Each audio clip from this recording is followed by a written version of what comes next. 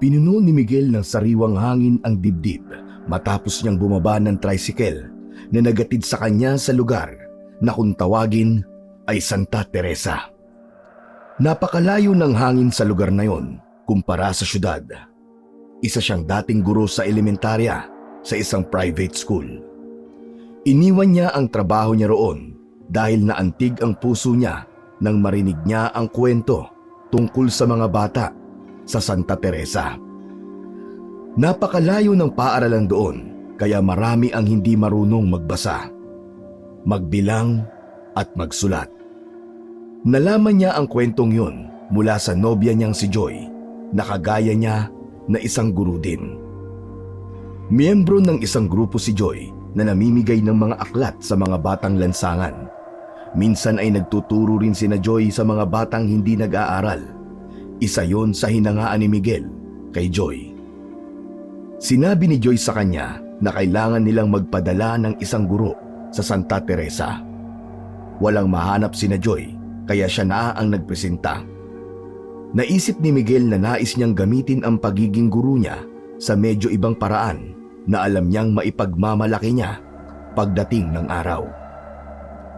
Tinulungan si Miguel ng tricycle driver sa napakaraming dala niya.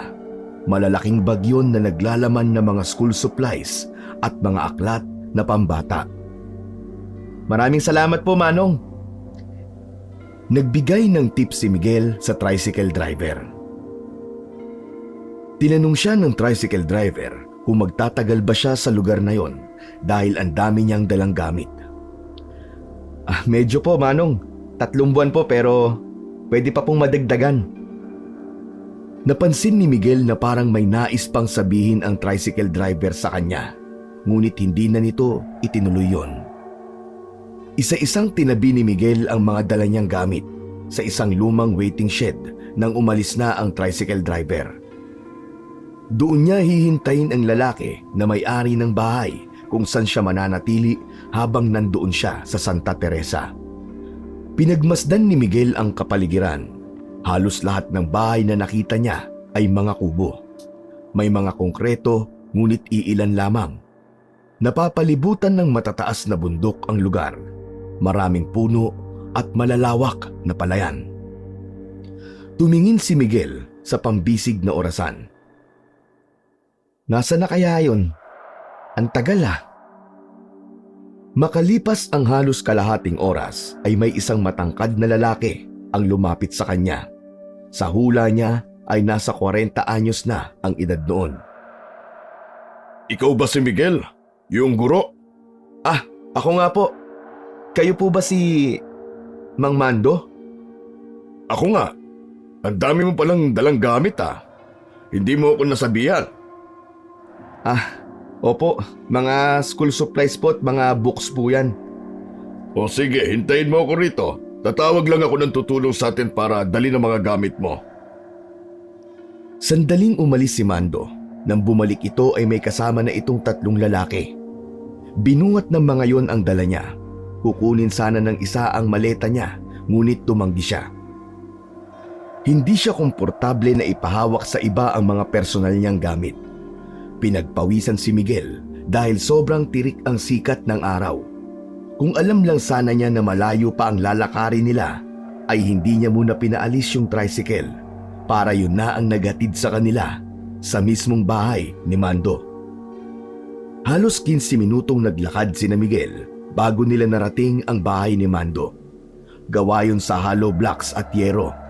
Isa yun sa mga iilang konkretong bahay sa Santa Teresa. Ipinasok ng mga lalaki ang mga gamit niya sa bahay ni Mando.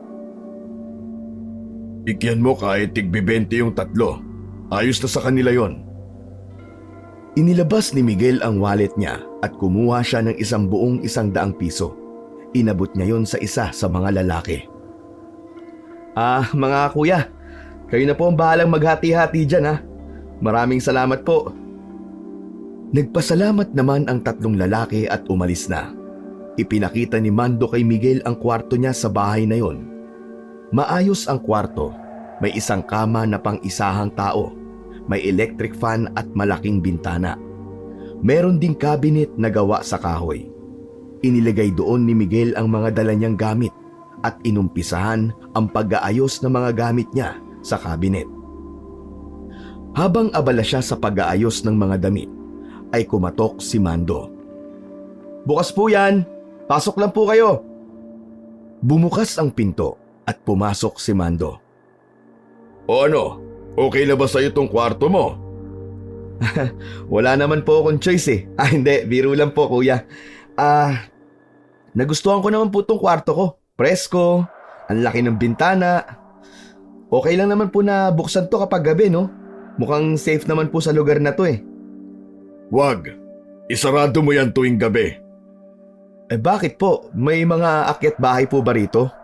Basta, isarado mo na lang. Sige po. Oo nga po pala. Magpapasama po pala ako sa inyo sa kapitan dito sa Santa Teresa. Kailangan ko po siya makausap para malaman po niya na nandito na ako. Yun lang ba? Walang problema doon. Pero bukas na tayo pumunta sa bahay ni Kapitan. Papadilim na eh. Bakit po? May problema po ba kung paggabi na? May curfew po ba dito? Makinig ka na lang sa akin, Miguel. Oo nga pala. Hindi ka ba maarte sa pagkain? Hindi po, lahat po kinakain ko. Wag lang po panis at bulok. Tumango si Mando at lumabas na yon ng kwarto niya. Ipinagpatuloy na ni Miguel ang pag-aayos ng mga damit niya. Nang matapos siya doon, ay naramdaman niya ang labis na pagod sa pagbiyahe niya sa pagpunta sa Santa Teresa. Bago siya humiga para umidlip, ay tinext niya muna si Joy na nakarating na siya sa bahay ni Mando at magpapahinga muna siya. Nagising si Miguel na madilim na ang buong kwarto. Nalaman niya na gabi na nang mapatingin siya sa nakabukas na bintana at madilim na rin sa labas. Gaya ng sinabi ni Mando ay isinarado niya yon at saka lumabas ng kwarto. Naabutan niya si Mando na nasa sala. Nanonood yun sa telebisyon. Nasa kusina na ang pagkain mo. Kumain ka na kung nagugutom ka na. Nauna na akong kumain at hindi na kita ginising dahil alam kong pagod na pagod ka sa biyahe mo. Maraming salamat po Kuya Mando. Sige kakain po muna ako. Inungo ni Miguel ang maliit na kusina. Binuksan niya ang kaldero. Nalaman niya na sinabawang patola na may miswa ang niluto ni Mando. May pritong isda sa lamesa.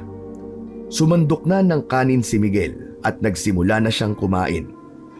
Matapos kumain ay bumalik siya sa kanyang kwarto upang tawagan si Joy. Ngunit walang signal sa loob ng kwarto niya kaya lumabas siya. Doon ay nagkaroon ng kaunting signal ang kanyang cellphone at nagawa na niyang matawagan si Joy. Sinabi niya kay Joy na maayos ang bahay na kinuha ni na Joy para sa kanya. Ang grupo ni na Joy ang nagbayad nun. Ang mga yun din ang magpapasahod sa kanya. Hindi ganun kalaki, ngunit para kay Miguel ay sapat na yon.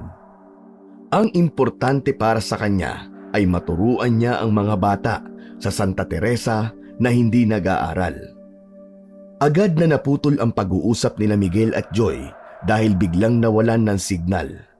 Naglakad-lakad si Miguel sa bakuran ng bahay ni Mando upang maghanap ng signal, ngunit hindi siya pinalad. Hindi pa rin sumuko si Miguel hanggang sa nakarating siya sa likod ng bahay kung saan maraming puno ng mangga.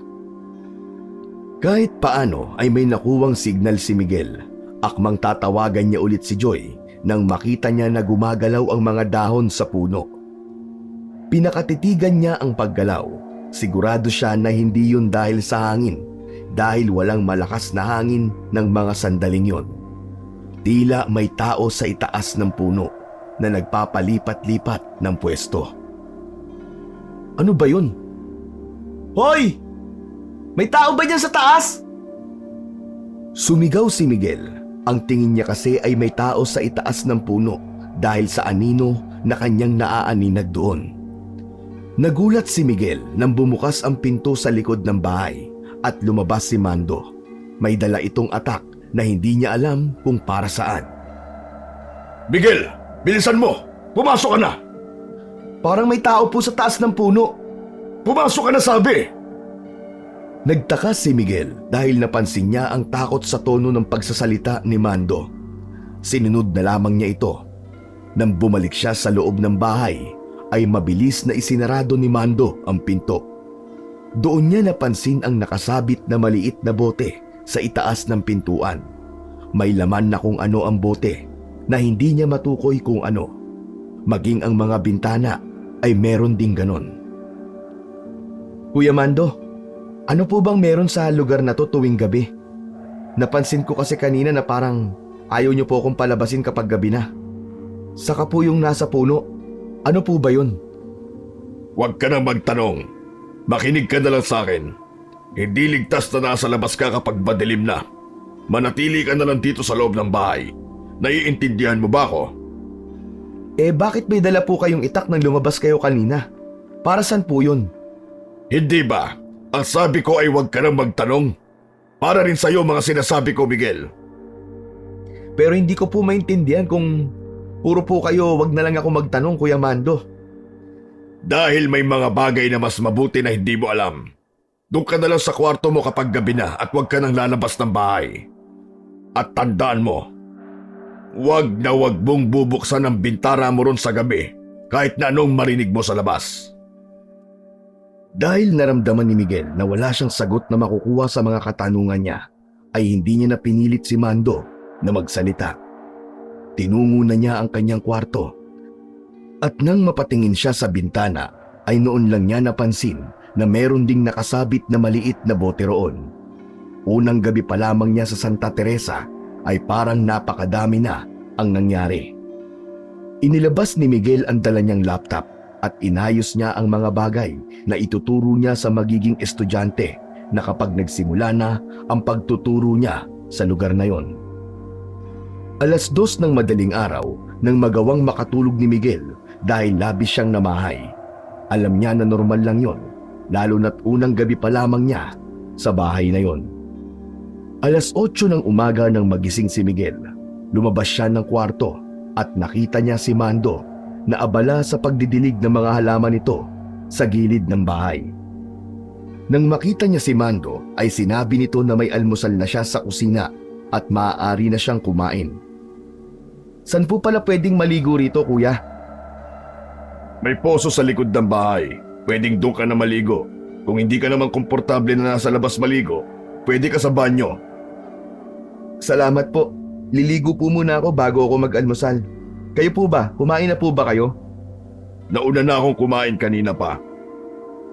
Matapos maligo at mag-almusal, ay nagtungo na sina Miguel at Mando sa bahay ng kapitan sa Santa Teresa.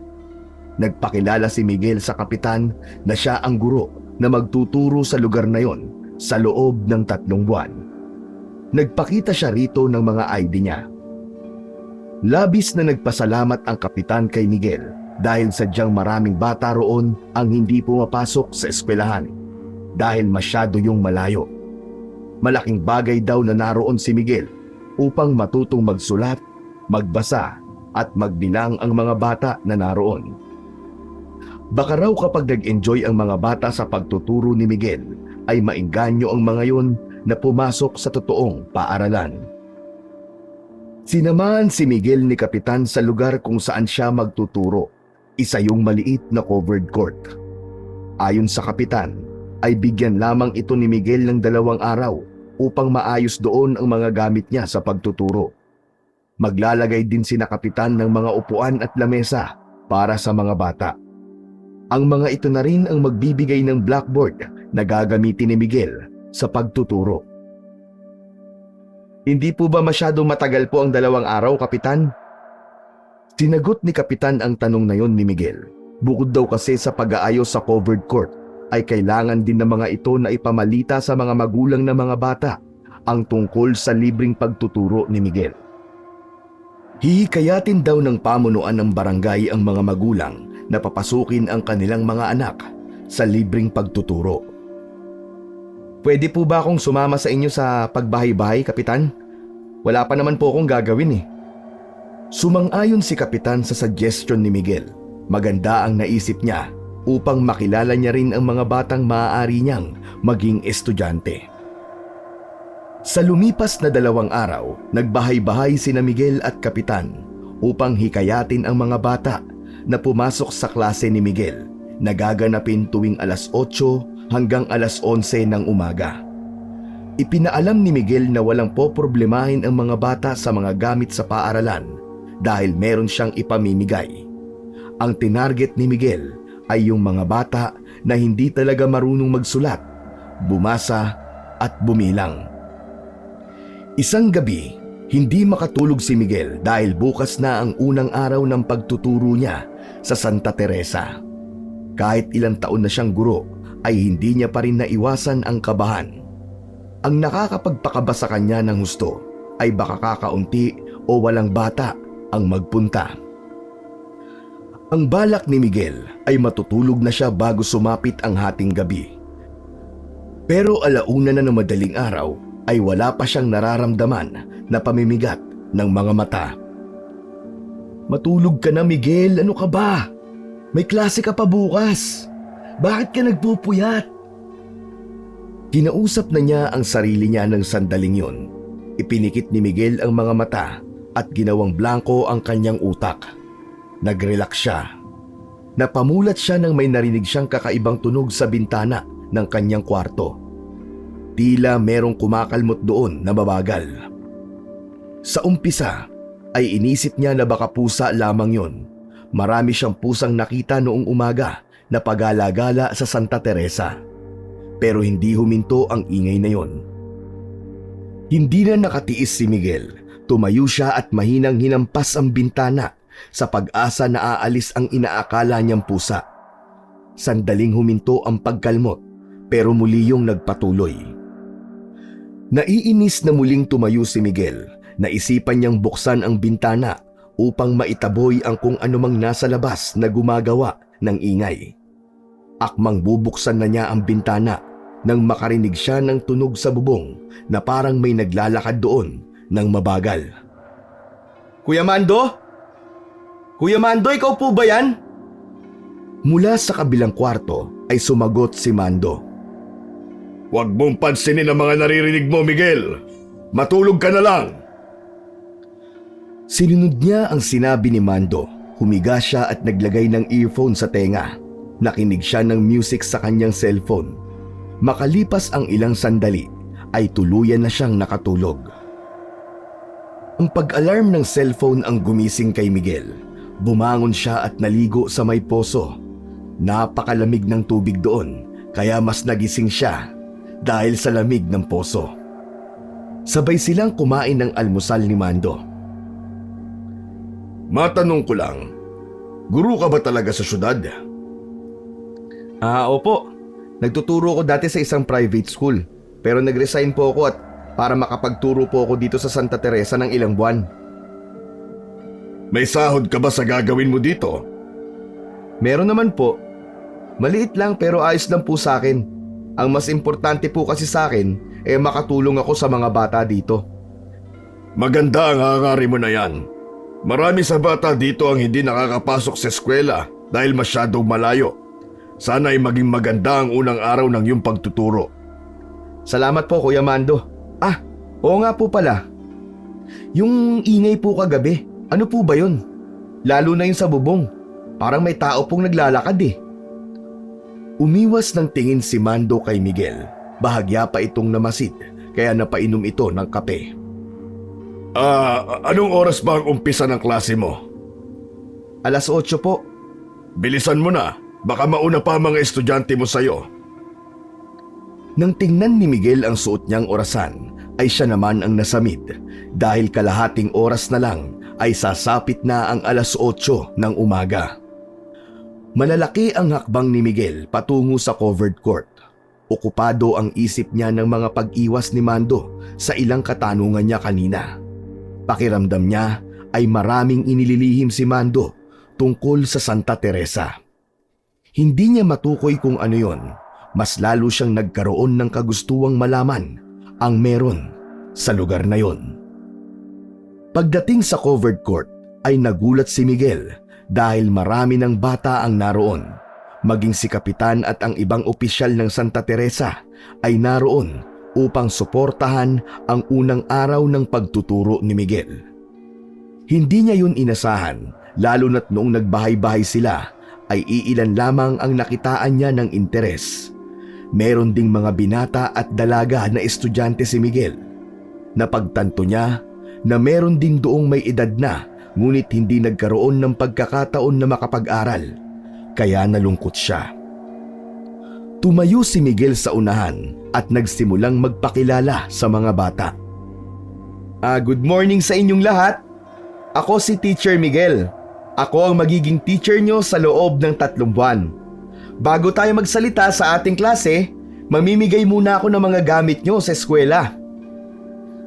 Tumingin si Miguel kay Kapitan at tumango ito. Inilabas na nila ang malalaking bag na naglalaman ng mga gamit sa school na ipamimigay ni Miguel. Nakalagay sa maliit na bag ang mga school supplies. Ang isang bag ay naglalaman ng isang papel, 2 notebook, 2 lapis at isang pangkulay. Tumulong sina Kapitan sa pamamahagi noon sa mga estudyante niya. Sunod nilang ipinamigay ang mga pambatang aklat. Matapos yun ay nagsimula ng magklase si Miguel. Ganado siya sa pagtuturo dahil alam niya na labis siyang makakatulong sa mga nais matuto sa Santa Teresa. Masaya si Miguel nang matapos ang 3 oras niyang pagtuturo. Isang binatang estudyante ang lumapit sa kanya upang magpasalamat. Nagpakilala ang binata bilang si Denver. Ang galing niyo pong magturo, Teacher Miguel. Unang araw pa lang po pero memoryado ko na po ang alphabet. Mas magaling ka dahil natutuhan mo kagad ang alphabet. Hayaan mo bukas, tuturuan ko kayong isulat ang mga yon. Pumasok ka ulit bukas ha? Opo, papasok ulit ako. Gusto ko talaga matuto na magsulat at magbasa kahit 19 na po ako. Alam mo, walang edad ang edukasyon, Denver. Kahit anong edad mo, pwede kang mag-aral. Sa araw na yon, inaya ni Kapitan si Miguel na mag-ikot sa buong Santa Teresa. Ipinakita ni Kapitan sa kanya ang isang magandang talon na nakatago sa magubat na bahagi ng lugar na yon. Isa raw yun sa itinatagong ganda ng Santa Teresa. Sa paglalakad nila pabalik ay napansin ni Miguel ang isang bahay na tila tinupok ng apoy. Sa paligid nun ay may mga halamang gulay na patay na. Ano pong nangyari sa bahay na yan? Ayon kay Kapitan, nasunog ang bahay na yon ilang buwan na ang nakakaraan. Ang nakatira roon ay isang matandang lalaki na si Abner at ang apo nun na si Romar. Nang masunog daw ang kubo ng maglolo, ay umalis na lang ang dalawa sa Santa Teresa at hindi na alam kung saan nagtungo. Inihatid ni Kapitan si Miguel sa bahay ni Mando. Sakto na nakaluto na ng tanghalian kaya kumain sila ng magkasabay. Habang kumakain ay nais magtanong ni Miguel kay Mando. Gusto niyang itanong sa lalaki ang mga tanong na sa tingin niya ay iniwasan nitong sagutin. Matapos ang tanghalian ay nagpaalam si Miguel kay Mando. Kuya, mamamasyal lang po ako rito ha. Baka magpunta na rin po ako sa bayan para bumili po ng ilang kailangan. Meron ka po bang ipabibili? Wala. Sige lang. Pero huwag ka magpapaabot ng dilim sa labas. Okay po, tatandaan ko po yan. Hindi rin naman po ako magtatagal eh. Nagtungo si Miguel sa bayan. Bumili siya ng mga personal niyang gamit, kagaya ng mga gamit sa pagligo. May nakita siyang tindahan ng mga damit at bumili siya ng ilang piraso. Ibinili niya rin si Mando. Dumaan siya sa palengke upang bumili ng pang-ulam. Nagulat si Miguel nang makita niya roon si Denver na nagbubuhat ng banyera ng mga isda. Denver, dito ka pala nagtatrabaho. Opo, teacher. Kargador po ako dito. Nakakatuwa dahil naiisingit mo pa ang pagpasok sa klase ko. Kapag gusto niyo po, may paraan naman po, di ba? Tama yan. Gusto ko ang mindset mo. Ipagpatuloy mo yan at sigurado ko na meron kang mararating sa buhay. Umuwi na si Miguel matapos na makausap si Denver at makabili ng pang-ulam. Natuwa si Mando sa ibinigay niyang damit. Habang papalapit na ang gabi, ay nagsimula ng magluto si Mando ng kanilang ulam.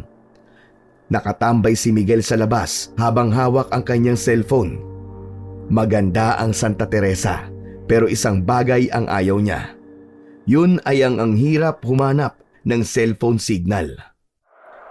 Sa pangalawang araw ng pagtuturo ni Miguel ay wala na roon sina Kapitan. Labis ang tuwa niya dahil may dalang mga gulay ang ibang estudyante niya na ibinigay sa kanya. Naramdaman niya ng mga oras na yon ang labis na pasasalamat ng kanyang mga estudyante. Nang matapos ang klase niya ay inayos na ni Miguel ang mga gamit niya. Habang naglalakad siya pauwi sa bahay ay hinabol siya ni Denver. May ibibigay itong malaking isda sa kanya. Tinulungan din siya nitong magbitbit ng isang bayong na puno ng mga gulay. Ang ganda dito sa lugar nyo, Denver, no?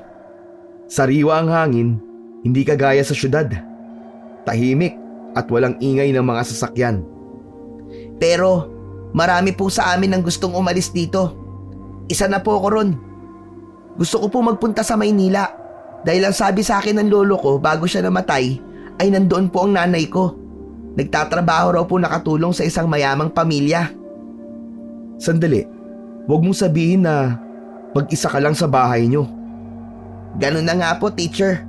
Isang taon na akong walang kasama sa bahay. Dating albularyo dito ang lolo ko pero... Ibiniti ni Denver ang sasabihin. Nagkaroon ito ng alinlangan na tapusin yon. Pero ano? Basta po, namatay po siya. Ikinalulungkot ko ang nangyari sa lolo mo. Napakatapang mo dahil kaya mo mabuhay nang walang ibang inaasahan. Kinagabihan, hindi na naman makatulog si Miguel. Kahit na anong pwesto ang gawin niya ay hindi niya makuha ang antukin. Sumuko na rin siya at tumayo. Naisipan niyang maglakad-lakad at baka kapag napagod siya ay dalawin na siya ng antok. Sa kabila ng babala ni Mando na huwag siyang lalabas ng gabi ay lumabas pa rin si Miguel. Tahimik niyang binuksan ang pinto at matagumpay siyang nakalabas nang hindi nakakagawa ng ingay. Dala ni Miguel ang cellphone niya sa pag-asang sa paglalakad niya ay makakuha siya ng signal. Napakatahimik ng Santa Teresa kapag ganoong oras. Lahat ng bahay ay wala ng ilaw. Payapang naglakad si Miguel at napahinto siya nang mapadaan siya sa nasunog na kubo. Uy! Swerte! May signal dito ah! Dito palang magandang spot eh. Natuwa si Miguel kaya agad niyang tinawagan si Joy na sinagot naman agad nito. Sorry kung ngayon lang ako nakatawag, Joy ah. Ang hina kasi ng signal dito sa Santa Teresa eh. Naunawaan naman siya ni Joy.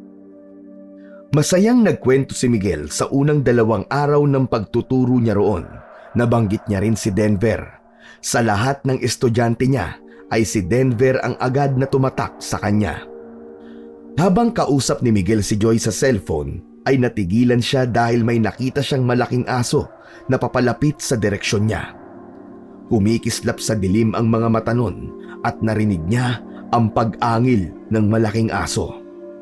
Kinabahan si Miguel dahil tila galit na galit ang aso sa kanya. Joy, babalik na ako sa tinutuluyan kong bahay ah. Subukan kong tawagan ka ulit bukas. Tinapos na ni Miguel ang tawag. Mabilis siyang naglakad pabalik sa bahay ni Mando. Lumingon siya at nakita niyang nakasunod pa rin sa kanya ang malaking aso. Nang tumapat yon sa poste ng ilaw ay nalaman niya na itim ang balahibo ng aso. Mas lalong nakadagdag sa takot niya ang malaking sukat ng aso na hindi pangkaraniwan. Mas binilisan ni Miguel ang paglalakad nang marinig niya ang malakas na mga yabag sa likod niya. Sa isang mabilis na paglingon ay nakita niya na ilang dipa na lamang ang layo ng aso sa kanya. Doon na siya tuluyang tumakbo. Sa pagkakataon na yon ay nagkaroon siya ng pagsisisi na hindi siya nakinig kay Mando. Ngunit mula sa kung saan ay biglang sumulpot si Denver. Teacher, tumakbo ka lang! Hinarap ni Denver ang aso. Huminto si Miguel at nakita niya na may dalang buntot ng pagi ang kanyang estudyante. Galit na galit ang aso kay Denver habang paulit-ulit nitong inihahampas sa lupa ang buntot ng pagi. Lumayo ka! Huwag kang babalik dito! Hayop ka! Akmang hahampasin ni Denver ng buntot ng pagi ang malaking aso, ngunit nakaiwas yon. Sinamantala ni Denver ang pagkakataon na yon. Lumapit si Denver sa kanya at hinawakan ang isa niyang kamay. Nang tumakbo ang binata ay sumunod na lang dito si Miguel. Dahil mas malapit ang bahay ni Denver ay doon sila nagpunta upang magtago sa malaking aso. Mabilis na isinarado ni Denver ang pinto at isinabit nito ang buntot ng pagi sa likod ng pintuan. Sumilip sila sa bintana at nakita nila ang malaking aso na palakad-lakad sa harapan ng kubo ni Denver. Makalipas ang ilang sandali ay umalis din naman yon. Grabe! Ang tapang mo, Denver! Ang laki ng aso pero hindi ka man lang natakot. Hindi po aso yun, teacher. Teka, paanong hindi aso? Aswang po yun na nagpapanggap na aso. Ano? Teka, aswang? May aswang dito sa Santa Teresa? Naniniwala ka ba sa aswang, teacher? Oo, naniniwala ako pero may aswang nga ba rito? Meron po. Pero hindi na sila nakatira dito. Pinalayas na po sila ng mga tao rito ilang buwan lang nakakaraan. Nagsimulang magkwento si Denver kay Miguel. Ayon kay Denver, ay merong maglolo na nakatira dati sa Santa Teresa. Mahilig magtanim ng iba't ibang gulay ang mga yon. Mabait ang maglolo dahil kapag marami ang ani ng mga ito, ay ipinamimigay nito ang sobra sa mga tao na taga ron. Nang panahon na yon, laganap ang pag-atake ng aswang sa Santa Teresa. Inamin ni Denver na isa ang lolo niya sa pinatay ng mga aswang. Naglalakad si lolo nung isang gabi nang inatake siya ng aswang. Nakita ang katawan niya na puno ng kalmot at kagat. Hindi na sila naawa kay lolo. Matanda na siya, teacher. Walang laban ng lolo ko sa mga aswang. Ipinagtapat ni Denver na sinadyang puntiryahin ng mga aswang ang kanyang lolo. Bukod sa isayong albularyo, ay dati rin yung manunugis ng mga aswang. May kaalaman ang lolo ni Denver sa pagpatay sa mga aswang at kung paano itataboy ang mga ganoong nilalang. Pero isang gabi, may nakakita sa maglolo sa gubat. Bilog ang buwan. Tila may ginawang seremonyas ang dalawa upang maging malakas ang mga yon. Nakita ng taong yun na nag-anyong aswang ang maglolo. Mabilis na kumalat sa Santa Teresa ang pagkakatuklas na aswang ang maglolo. Nagkaisa ang taong bayan na paalisin ang dalawa at nagtagumpay naman ang mga tao sa Santa Teresa. Upang makasiguro na hindi na babalik doon ang maglolo, sinunog ng mga tao ang kubo kung saan nakatira ang dalawa.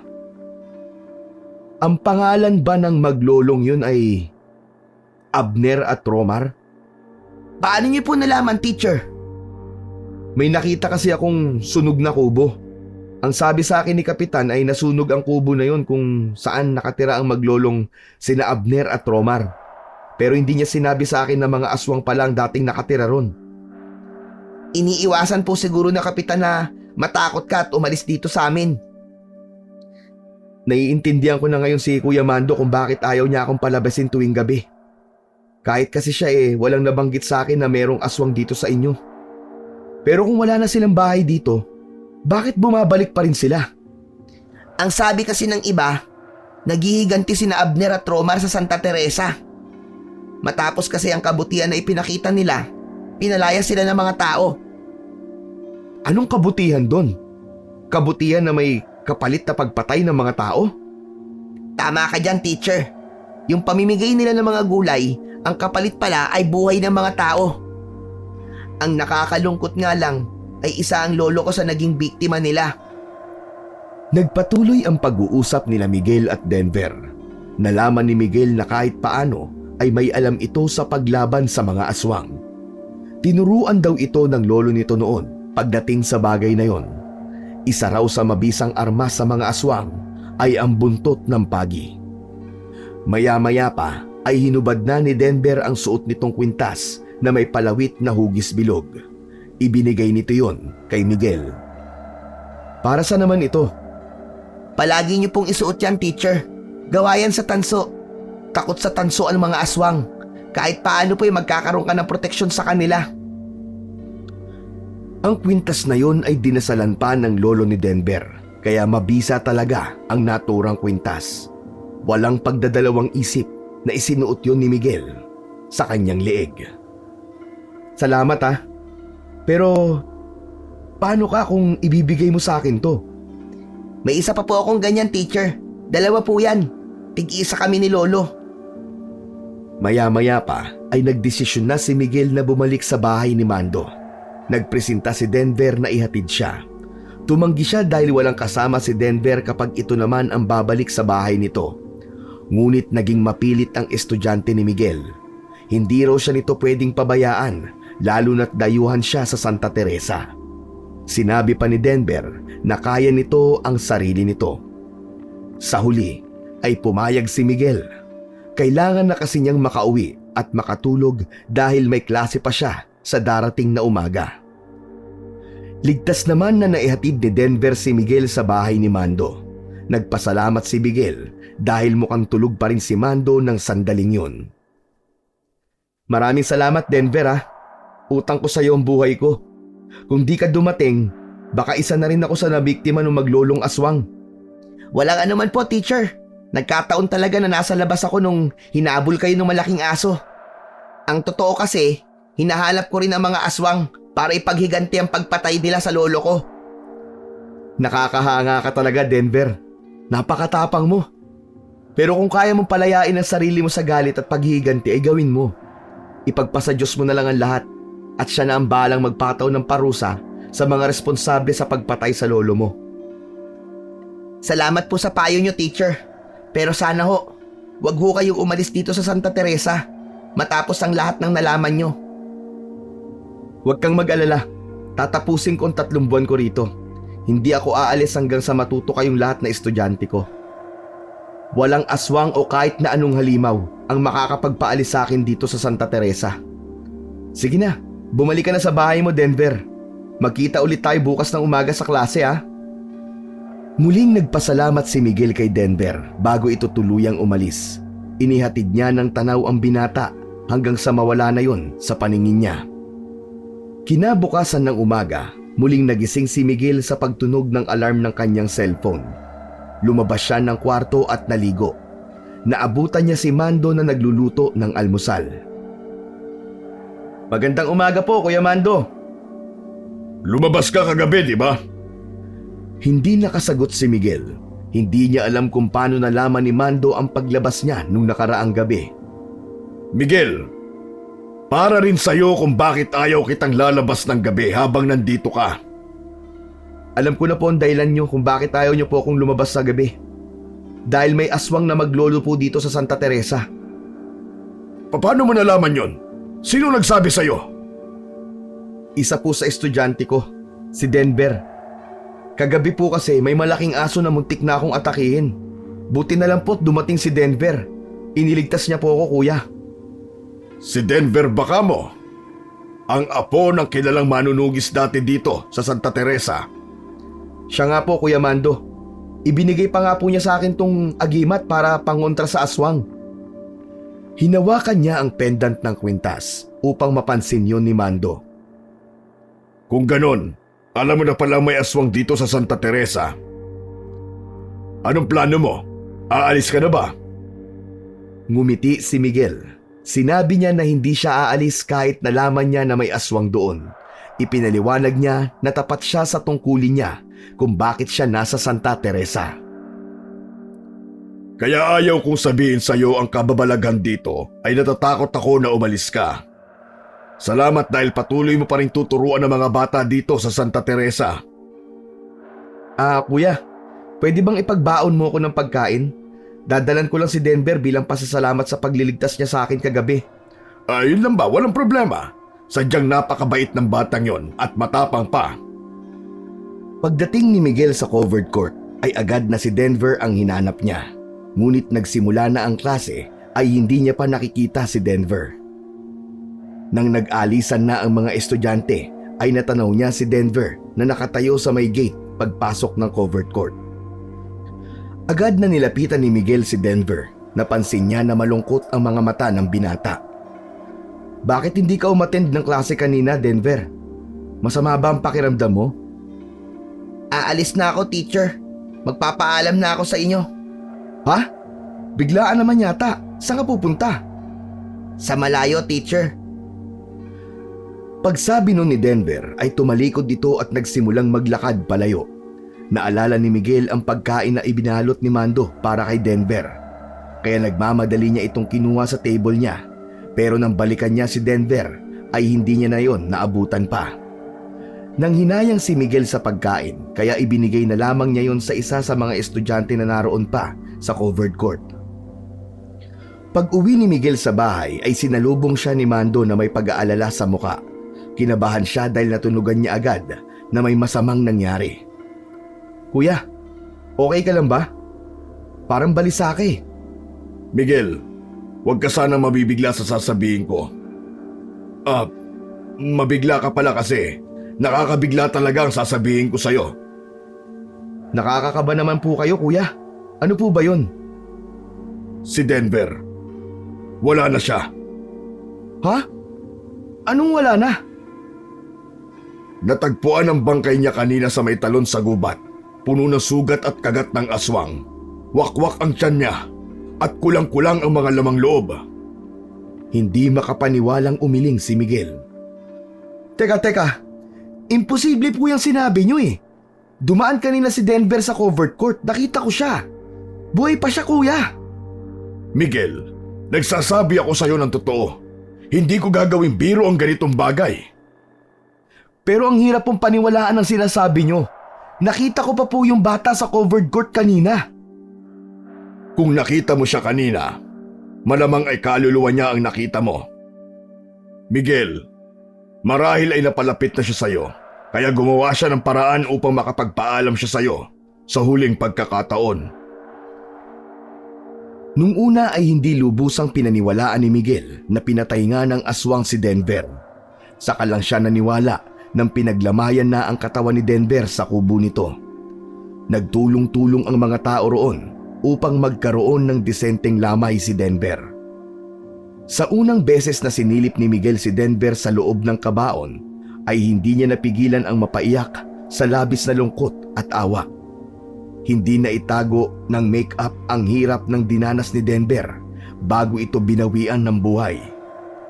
Bakas sa muka at leeg nito ang napakaraming sugat. Tumabi si Mando kay Miguel at hinaplos ang likod niya. Bakit pati si Denver, kuya? Ang bata pa niya. Marami pa siyang pangarap sa buhay. Walang sinisino ang mga aswang, Miguel. Wala silang awa. Lalo na ang maglolong aswang na yon na walang ibang gusto kundi ang pumatay ng mga tao sa Santa Teresa para sa paghihiganti nila. Hindi ko sila maintindihan, Kuya Mando. Sila ang unang gumawa ng kasamaan dito. Tapos nang paalisin sila ng mga tao, sila pa ang galit. Sila pa ang may ganang maghigante. Hindi lahat ng aswang ay kagaya nila Abner at Tromar na mag-isip. May mga aswang na hindi gumagawa ng masama at namumuhay lang ng tahimik. Hindi na sila naawa kay Denver. Mga walang hiya sila. Mga demonyo. Makikita nila. Makakaharap din nila ang karma nila. Hindi mapigilan ni Miguel ang makaramdam ng galit sa maglolong sina Abner at Tromar. Hindi nararapat kay Denver ang ginawa ng dalawa. Sa maikling panahon na nakilala niya si Denver, ay alam niya na mabuting bata si Denver. Malaki rin ang utang na loob niya sa estudyante niyang yun dahil yun ang nagligtas ng buhay niya nang minsan muntik siyang mapatay ng aswang. Labis na nanghihinayang si Miguel sa pagkawala ni Denver. Kahit paano ay may paninisi siya sa sarili niya kung bakit yun nangyari. Nalaman niya na napatay ng aswang si Denver nung gabi na inahatid siya nito sa bahay ni Mando. Nang pabalik na si Denver sa bahay nito, ay doon na nagkaroon ng pagkakataon ang dalawang aswang upang patayin ang kanyang estudyante. Ang hinala ng mga tao ay dinala ng mga aswang ang katawan nito sa talon upang hindi agad matagpuan. Matapos ang libing ni Denver, ay hindi agad umalis si Miguel sa tabi ng puntod ni Denver. Huwag ka mag-alala, Denver. Hindi ako aalis dito sa Santa Teresa hanggat hindi mo nakukuha ang hustisya na nararapat para sa'yo. Sisiguraduhin ko na matatapos na ang kasamaan ng maglulong aswang na yun dito. Sayang, ang dami mo pa sanang magagawa, Denver. Pero lahat ng yun ay hindi mo na magagawa dahil winakasan na ng mga demonyong yun ang buhay mo. Nang umalis si Miguel sa sementeryo, ay dumiretso siya sa bahay ni Denver. Doon ay tiningnan niya ang mga gamit. Alam niya na may makikita siya roon na gamit na pwede niyang mapakinabangan kung sakaling makaharap niya sina Abner at Romar. Tanging ang buntot ng pagi ang nakita ni Miguel. Kinuha niya yon at inuwi niya sa bahay ni Mando. Nang makita ni Mando ang dala niya, ay napansin niya ang gulat nito. Oh, Miguel! Saan mo nakuha yung buntot ng pagi? Sa bahay po ni Denver. Galing po ako ron. Anong gagawin mo dyan? Bakit mo yung kinuha? Naalala ko kasi ang sinabi ni Denver na effective daw to na panlaban sa mga aswang. At bakit? Huwag mong sabihin na lalaban ka sa mga aswang. Ipaghihiganti ko po si Denver. Hindi ko pwedeng hayaan na lang ang nangyari. Marami pang kagaya ni Denver ang mawawala dito kung walang gagawa ng hakbang upang wakasan ang kasamaan ng maglulong yun, kuya. Miguel, hindi mo alam ang kakaharapin mo. Hayaan mo na lang ang Diyos na ang bahala sa mga aswang na yon. Hindi ko na kayang hintayin ang gagawin ng Diyos, kuya. Ako na ang kikilos. Hindi ko talaga matanggap na pinatay nila ang isa sa mga estudyante ko. Napakasakit sa akin ang ginawa nila. Naging matigas si Miguel sa desisyon niya sa kabila ng pagpigil ni Mando sa kanya. Alam niya na wala siyang alam sa pakikipaglaban sa aswang. Ang tanging armas niya ay ang pagnanais niya na maipaghiganti si Denver at ang kagustuhan niyang makalaya ang Santa Teresa sa takot mula sa maglolong aswang. Kinagabihan, napanaginipan ni Miguel si Denver. Nakita niya raw ito sa isang gubat na naglalakad mag-isa. Lalapitan niya raw sana si Denver, ngunit isang aswang ang pumigil sa kanya. Mula sa kung saan ay isang aswang ang umatake kay Denver. Kinagat nito sa leeg si Denver. Matapos yun, ay walang tigil nitong pinagkakalmot ang mukha ni Denver hanggang sa maligo na yon sa sarili nitong dugo. Panay daw ang sigaw ni Denver ng tulong. Tumingin si Denver sa kanya at umiiyak nitong itinaas ang isa nitong kamay na parang humihingi ng saklolo sa kanya. Habol ni Miguel ang paghinga nang magising siya mula sa panaginip na yon. Noon lang niya napagtanto na kanina pa may kumakatok sa pinto ng kanyang kwarto. Bumukas yun at pumasok si Mando. Binuksan nito ang ilaw at nilapitan siya. Ano nangyayari sa'yo? Narinig kita na sumisigaw. Napanaginipan ko po si Denver. Inatake daw siya ng aswang. Humihingi po siya ng tulong sa akin, kuya. Parang binigyan niya po ako ng mensahe na bigyan ko ng hustisya ang pagkamatay niya. Sa totoo lang, natatakot ako sa pwedeng mangyari sa'yo sa plano mong pakikipaglaban kina Abner at Romar. Pero, desidido ka na ba talaga na gawin yon, Miguel? Oo, desidido na ako, kuya. Kahit matapos ang pagtuturo ko rito sa Santa Teresa at hindi ko pa rin napapatay ang dalawang aswang na yon, ay hindi pa rin ako aalis. Isang malalim na paghinga ang pinakawalan ni Mando. Ipinatong nito ang isang kamay sa balikat niya. Kung ganon, tutulungan kita sa gusto mo mangyari. Wala akong alam sa pakikipaglaban sa mga aswang, pero gagawin ko ang lahat para tulungan ka. Ibig sabihin, hindi niyo na po ako pipigilan? Hindi na. Napagtanto ko na kapag napaslang natin sina Abner at Romar, ay makakalaya rin ang Santa Teresa sa takot sa kanila. Oras na para mabuhay ang mga tao rito nang hindi natatakot na lumabas ng kahit na anong oras. Abis na sumaya si Miguel sa mga narinig niya mula kay Mando. Alam niya na hindi kayang talunin ang dalawang aswang kung siya lamang mag-isa. Pero sa pakikipagsanib puwersa ni Mando sa kanya, naniniwala siya na malaki na ang pag-asa nila na manalo sa isang laban na malapit nang magsimula. Doon na nagsimula ang pagbabago ng buhay ni Miguel sa Santa Teresa. Sa umaga ay isa siyang guro, ngunit pagsapit ng dilim ay nasa labas siya kasama si Mando upang hanapin ang maglolong aswang. Buntot ng pagi ang dala ni Miguel, habang itak naman ang kay Mando. Nung una ay palaging magkasama sina Mando hanggang isang gabi na bilog ang buwan. Nagdesisyon sila na maghiwalay sa paghahanap sa dalawang aswang. Napunta si Miguel sa gubat. Nang tumingala siya at nakita niya ang bilog na buwan, ay naalala niya ang sinabi ni Denver sa kanya sa tuwing kabilugan ng buwan. Nagkakaroon ng seremonya sina Abner at Tromar sa talon upang magpalakas. Maraming salamat, Denver.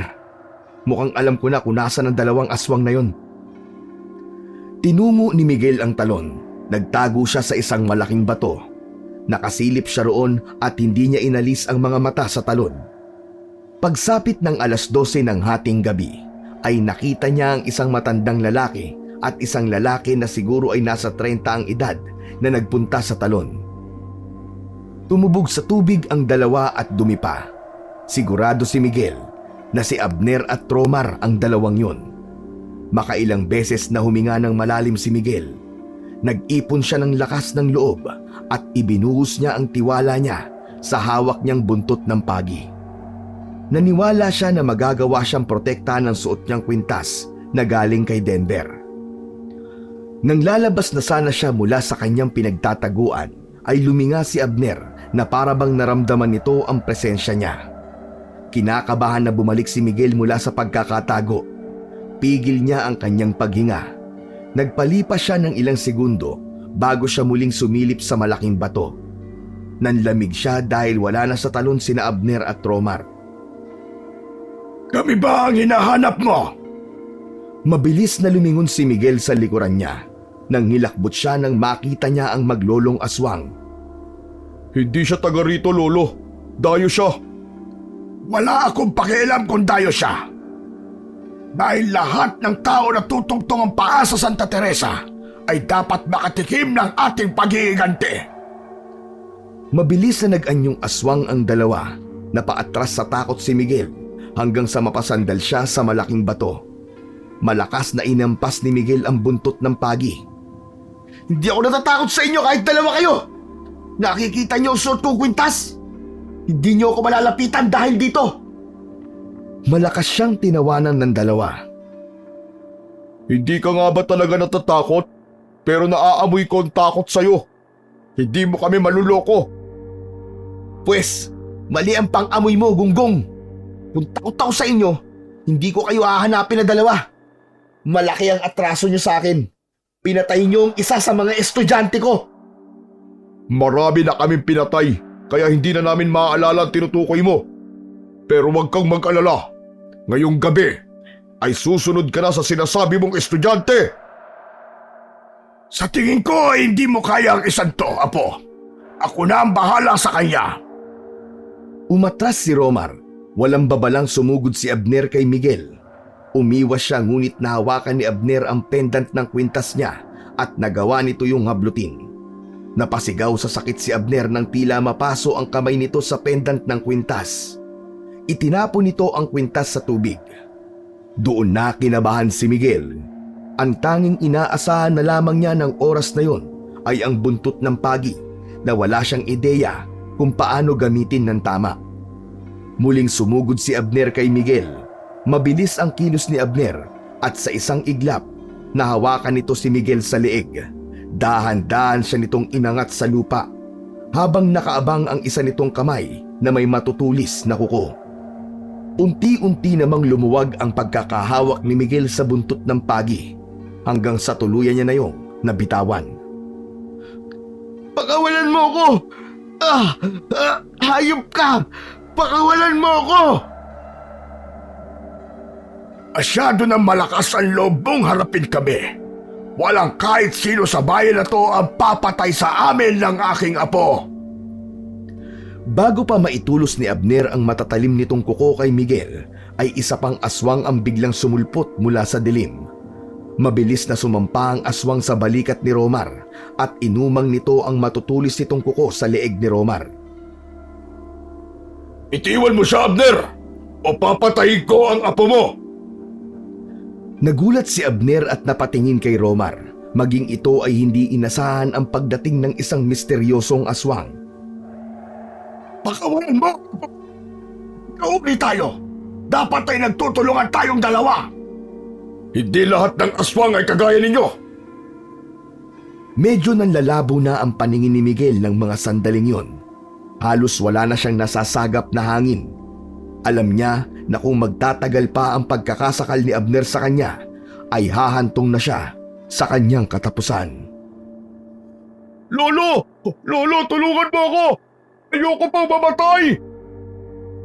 Matapos ang ilang sandali ng pag-aalangan ni Abner, ay bigla nitong pinakawalan si Miguel. Bumagsak siya at napasubsob sa lupa dahil sa labis na panghihina. Sinunod ko na ang gusto mo! Ngayon, pakawalan mo ang apo ko!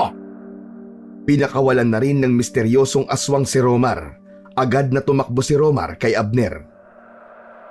Maghaharap tayong muli! Kung sino ka mang aswang ka, isa kang traidor sa ating lahi! Biglang tumakbo ang maglolo sa mas madilim na bahagi ng kagubatan at hindi na yun nakita pa ni Abner. Kahit nangihina ay pinilit ni Miguel ang tumayo upang pasalamatan ang aswang na nagligtas sa kanya. Pero nung makatayo siya ay mag-isa na lamang siya sa lugar na yon. Inilibot niya ang paningin niya, ngunit wala na ang bakas ng mabuting aswang. Napaisip si Miguel kung sino ang misteryosong aswang na tumulong sa kanya.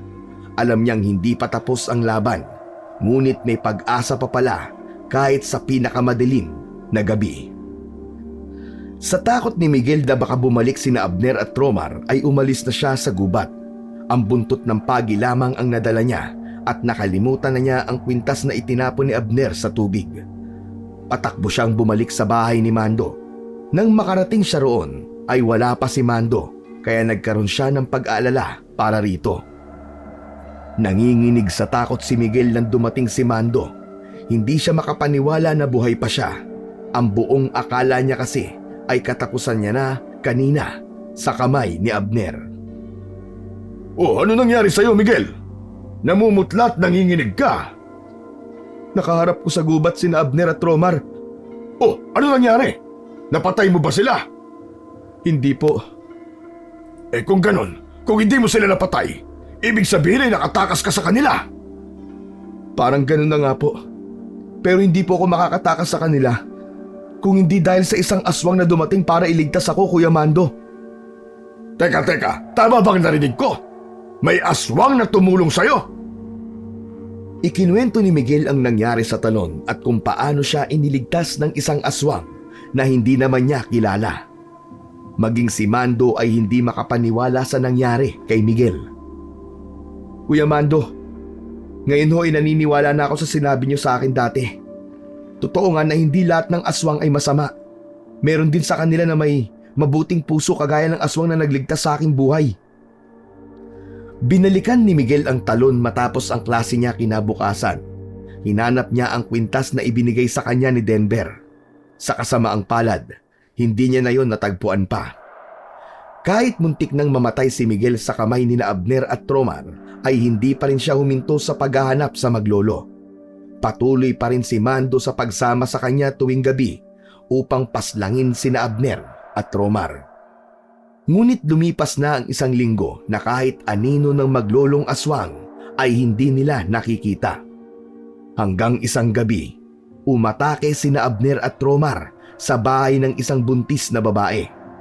Sinakto ng dalawang aswang na wala roon ang asawa ng babae at kasama lang noon ang 7 taong gulang na anak nito.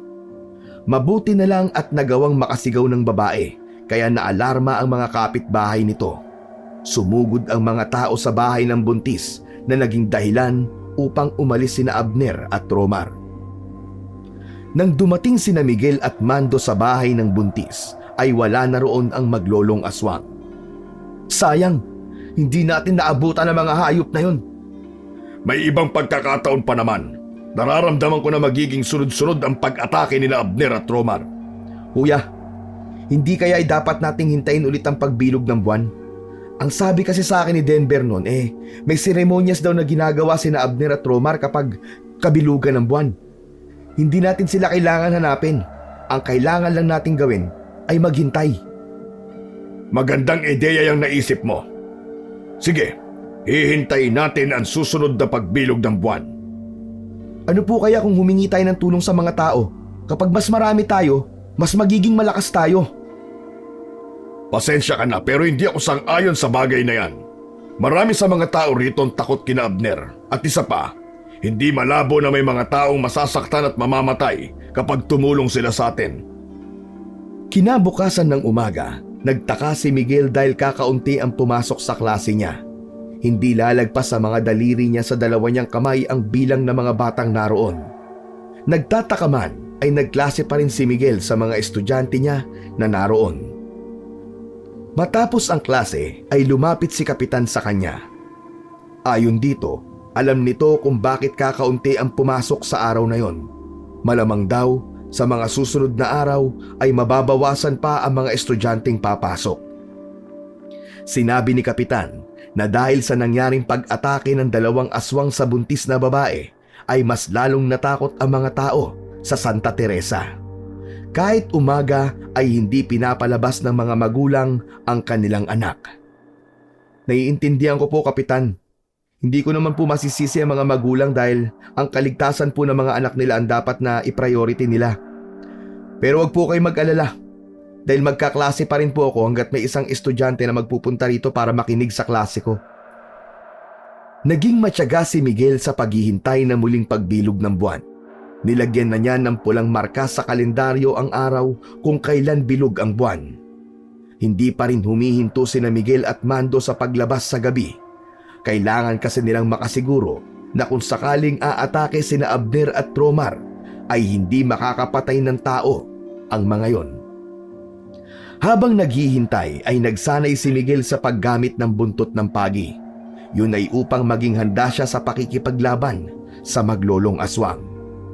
Hanggang sa dumating na nga ang araw kung kailan bilog ang buwan.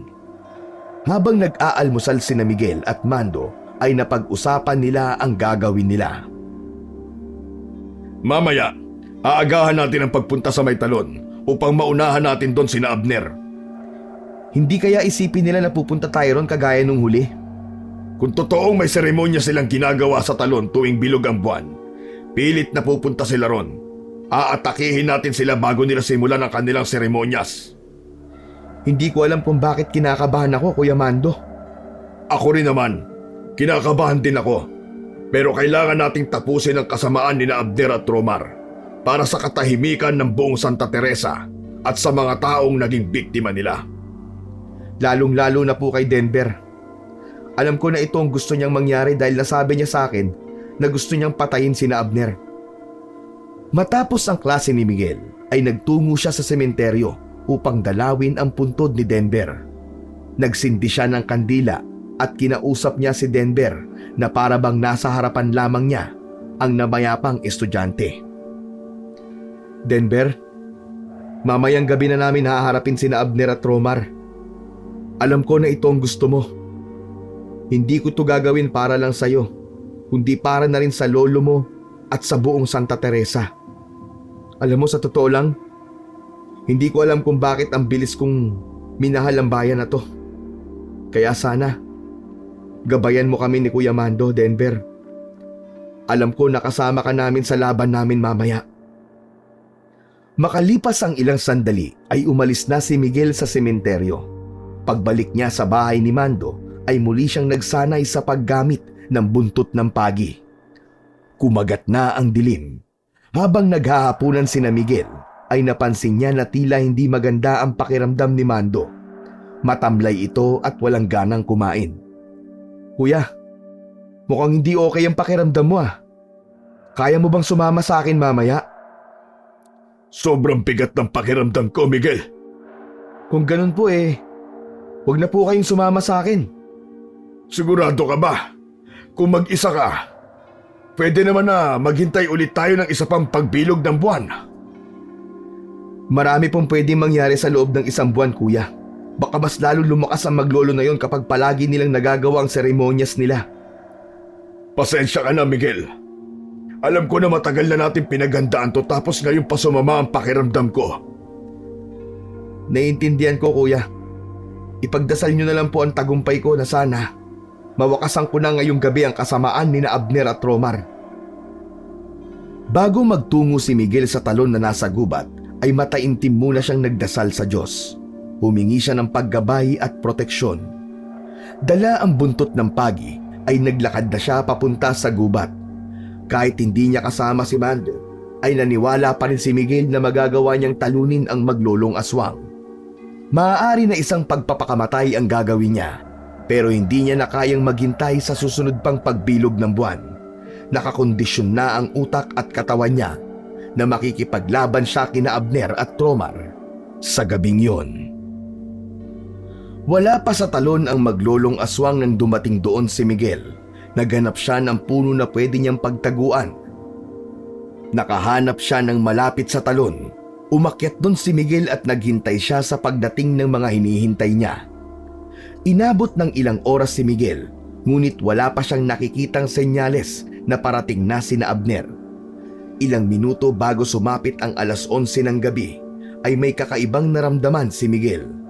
Nagtaasan ang balahibo niya at biglang naging maalinsangan ang pakiramdam niya. Naalala niya na merong nakapagsabi sa kanya na ang mga yon ay senyales na may aswang sa malapit. Biglang nakarinig si Miguel ng mga kaluskos sa paligid. Lumabas mula sa dilim si Abner at Romar na nasa anyong aswang na. Inihanda ni Miguel ang kanyang sarili. Naglakad ang dalawa papunta sa tubig. Ang akala niya ay tutuloy sila Abner sa tubig, ngunit huminto ang mga ito sa ibaba ng puno kung saan naroon si Miguel. Ang akala mo ba ay makapagtatago ka sa amin? Wala ka talagang kadala-dala. Nang hilakbot si Miguel nang mapagtanto niya na alam na ni na Abner kung saan siya nagtatago. Doon niya napatunayan na malakas ang pakiramdam at pang-amoy ng mga aswang. Magkasabay at mabilis na umakyat sa puno sina Abner at Romar. Nang malapit na siyang maabot ng dalawa, ay nagdesisyon na siyang tumalon.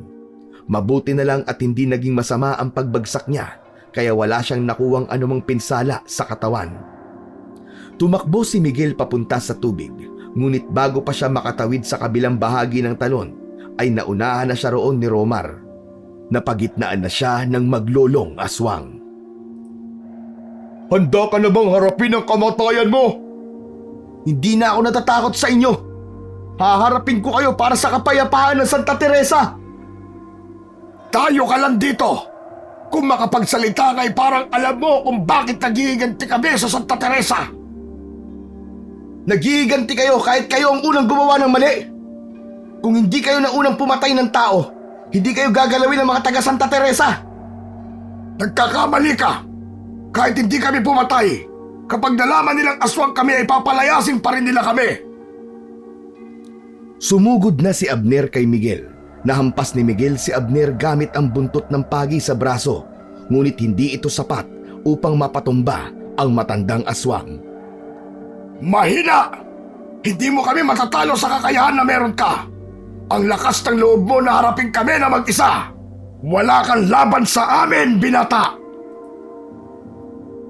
Nawala si Abner sa harapan ni Miguel. Nagulat siya nang bigla itong lumitaw sa harapan niya. Mahigpit na hinawakan ni Abner si Miguel sa braso at itinapon siya sa lupa. Agad namang sumugod si Romar habang nakahiga si Miguel. Mabilis na tumayo si Miguel at inunahan niya ito ng hampas ng buntot ng pagi. Gumuhit ang buntot ng pagi sa muka ni Romar. Lumikha yun ng napakalalim na sugat. Malakas na sumigaw si Romar sa labit na sakit na naramdaman niya. Nasa mukha nito na hindi ito makapaniwala na nagawa itong saktan ni Miguel. Muling lumitaw si Abner sa harapan ni Miguel. Itinarak nito ang matutulis itong kuko sa tiyan niya. Nanlaki ang mga mata niya sa labis na gulat. Napangiwi siya nang maramdaman ang unti-unting pagbaon ng kamay ni Abner sa loob ng kanyang katawan. Mahina ka, Dayo! Hindi mo kami kaya ng aking apo! Masyado kang mayabang, tanda! Uugod-ugod ka naman ng aswang! Ang buong akala ni Miguel ay yun na ang katapusan niya. Pero biglang dumating ang misteryosong aswang. Hinablot nito si Abner sa balikat at inihagis papalayo. Malakas na tumama ang likod ni Abner sa malaking bato na nagpahina rito. Napaluhod si Miguel habang sapo ang sugat sa tiyan. Nagpumilit siyang tumayo at inipon ang lakas na meron siya. Nagsimula ang mainit na labanan sa pagitan ng apat. Mabilis ang mga galaw ni na Abner at Romar, ngunit mas malakas ang misteryosong aswang. Bawat pag-atake nito sa maglolo ay nag-iiwan ng malalim na sugat mula sa pagkalmot at pagkagat nito. Hindi kayang manood na lamang ni Miguel. Lumapit siya sa misteryosong aswang habang walang tigil nitong sinasaksak si Abner gamit ang mga kuko nito. Pinintirya ni Miguel si Abner. Hahampasin niya sana si Abner ng buntot ng pagi, ngunit iniharang ni Abner ang likod ng misteryosong aswang. Umagupit ang buntot ng pagi sa likod ng aswang na tumutulong kay Miguel. Isang pahaba at malalim na sugat ang iniwan nun sa likod nito. Malakas na sumigaw ang misteryosong aswang. Ramdam ni Miguel ang sakit na nararamdaman nito. Naku, pasensya ka na! Hindi ko sinasadya! Huwag mo kong intindihin! Tapusin na natin ito! Sa huling sukdulan ng laban, nagtulungan si Miguel at ang misteryosong aswang upang unang mapatumba si Abner. Sugatan na bumagsak sa lupa si Romar. Puno ng latay at sugat ang buong katawan nito. Napahinto si Abner sa pagsugod at natumba ito sa tabi ng apo nitong si Romar. Tumayo ang misteryosong aswang sa tabi ng maglolong aswang. Yumukod ito at magkasunod na dinukot ang puso ni na Abner at Romar. Napangiwi si Miguel nang durugin ng aswang ang puso ng maglolo sa mismong mga kamay nito. May kasiyahan na naramdaman si Miguel sapagkat wala na sina Abner at Romar. Hindi niya magagawa yun kung hindi siya tinulungan ng mabuting aswang. Lumapit si Miguel sa misteryosong aswang na nakatalikod sa kanya. Kung sino ka man, maraming salamat sa tulong mo. Kung hindi ka dumating, malamang kanina pa ako hindi humihinga. Pero matanong ko lang, sino ka bang talaga? Hindi nakakuha ng sagot si Miguel sa misteryosong aswang. Biglang tumakbo ang aswang na yon palayo hanggang sa hindi niya na yon nakita. Matapos ang pakikipaglaban ay bumalik si Miguel sa bahay ni Mando. Nakaramdam na siya ng panghihina dahil sa sugat niya sa tiyan. Medyo marami na ring dugo ang nawala sa kanya. Pinilit na lang talaga niyang makauwi. Sinalubong siya ng nag-aalalang si Mando. Natumba si Miguel sa may pintuan pa lang. Diyos ko! May sugat ka, Miguel! Kuya, wala na sina Abner at Romar. Patay na sila. Tuluyan nang nanlabo ang paningin ni Miguel. Ang huli niyang naramdaman ay binuwat siya ni Mando hanggang sa tuluyan na siyang nawalan ng malay. Nang magising si Miguel ay nasa ospital na siya. Nagulat siya nang makita si Joy na natutulog sa mahabang upuan. Tinawag niya si Joy at nagising yun agad. Umiiyak na niyakap siya ni Joy. Napaaray naman si Miguel nang masagi ng kanyang nobya ang kanyang sugat sa tiyan. Tinanong siya ni Joy kung ano nga ba ang nangyari sa kanya. Ayon dito ay tumawag si Mando rito upang ipaalam na nasa ospital siya. Joy, alam kong mahirap paniwalaan ang mga ikikwento ko sa'yo pero sana ay maniwala ka. Nangako si Joy na papaniwalaan nito ang lahat ng mga salitang lalabas sa bibig ni Miguel. Kilala kasi siya nito bilang isang tao na hindi marunong magsinungaling. Sinimulan na ni Miguel ang pagkikwento. Habang nagsasalita siya, ay diretso siyang nakatingin sa mga mata ni Joy. At nakita ni Miguel na naniniwala ito sa mga salitang binibitiwan niya. Dahil sa kondisyon ni Miguel, ay hindi na muna siya nakapagturo sa mga estudyante niya sa Santa Teresa. Si Joy ang pansamantalang pumalit sa kanya. Sa bahay ni Mando nagpagaling si Miguel. Si Mando ang nag-alaga sa kanya. Labis din ang naging pagdiriwang ng mga taga Santa Teresa dahil sa pagkakapatay kina Abner at Romar. Sa wakas, Magkakaroon ng muli ng kapayapaan ang lugar na yon. Ngunit hindi sinarili ni Miguel ang mga papuri ng tao. Sinabi niya sa mga yon na hindi siya mag-isang lumaban sa maglolong aswang.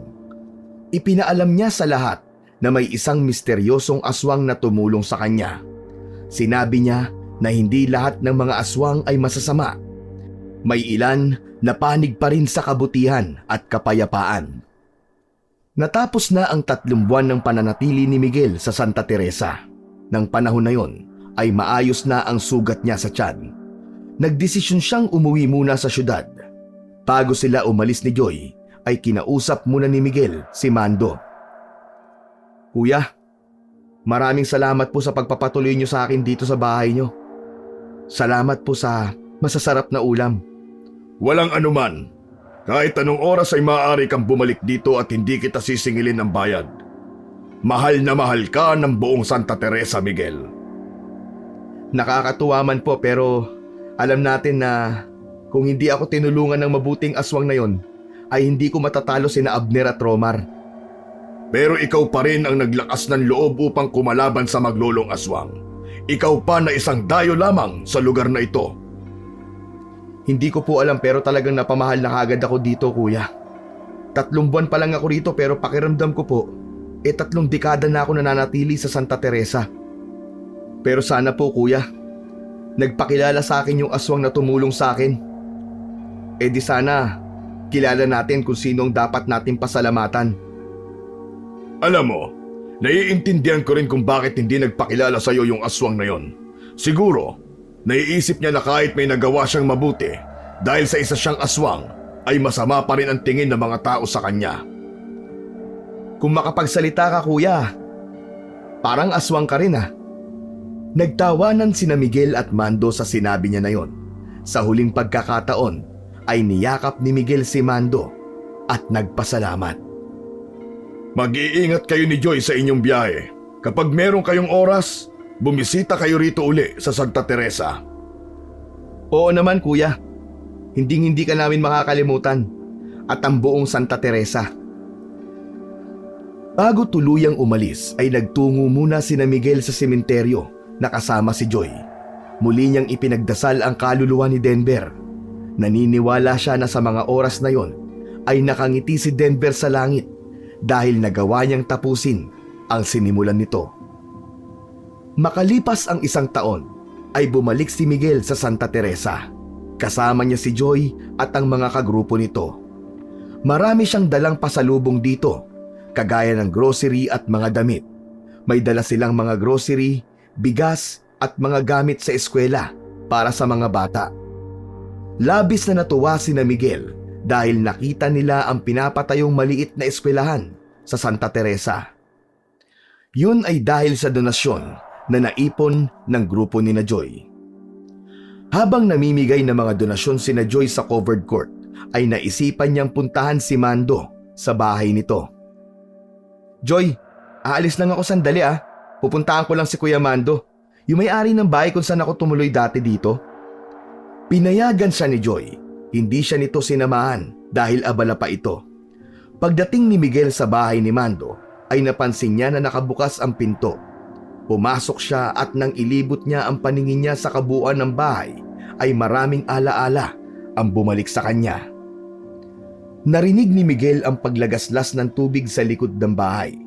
Naisip niya na baka naroon si Mando. Nagpunta siya sa likod ng bahay at nakita niya si Mando na naliligo na malapit sa poso. Nakatalikod dito sa gawin niya kaya hindi nito napansin ang pagdating niya. Natigilan si Miguel sa nakita niya sa likod ni Mando. Meron itong pahabang peklat doon. Biglang nanlamig naman si Miguel nang maalala niya ang misteryosong aswang na tinulungan siya upang patayin sina Abner at Romar. Bigla niyang naalala na aksidente niya yung nahampas sa likod gamit ang buntot ng pagi. At kagaya ng peklat ni Mando sa likod, ang sugat na nasa likod ng aswang na yon. Napangiti si Miguel sa kanyang natuklasan. Lumingon si Mando at maging ito ay ngumiti nang makita siya. Miguel! Bumalik ka! Kanina ka pa ba dyan? Kadarating ko lang po, kuya. Lumapit si Miguel kay Mando at kahit basang-basa ito ay mahigpit niya itong niyakap. Hindi man siya nagsasalita, alam niyang ramdam ni Mando ang abot langit na pasasalamat niya para rito. Talaga bang sobra mo akong namiss? At kahit basa ako niyakap mo na kagad ako. Naluha si Miguel. Maraming salamat, Kuya Mando. Ngayon alam ko na ikaw ang aswang na tumulong nun sa akin. Teka, ano ba sinasabi mo? Huwag ka nang tumanggi, Kuya. At huwag mo na rin itanong kung paano ko nalaman. Huwag kang mag-alala. Dahil alam kong ayaw mong malaman ng iba yung sikreto mo. Wala akong pagsasabihan na kahit na sino. Makalipas ang ilang taon, ay natapos na ang eskwelahan sa Santa Teresa. Isa si Miguel at Joy sa mga unang guro na nagturo sa paaralan na yon.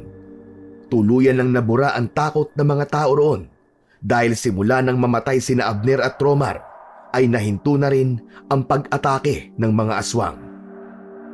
Sa lugar din na yon ikinasal sina Miguel at Joy at bumuo ng sarili nilang pamilya at namuhay sila ron ng payapa kasama ang mga taga Santa Teresa.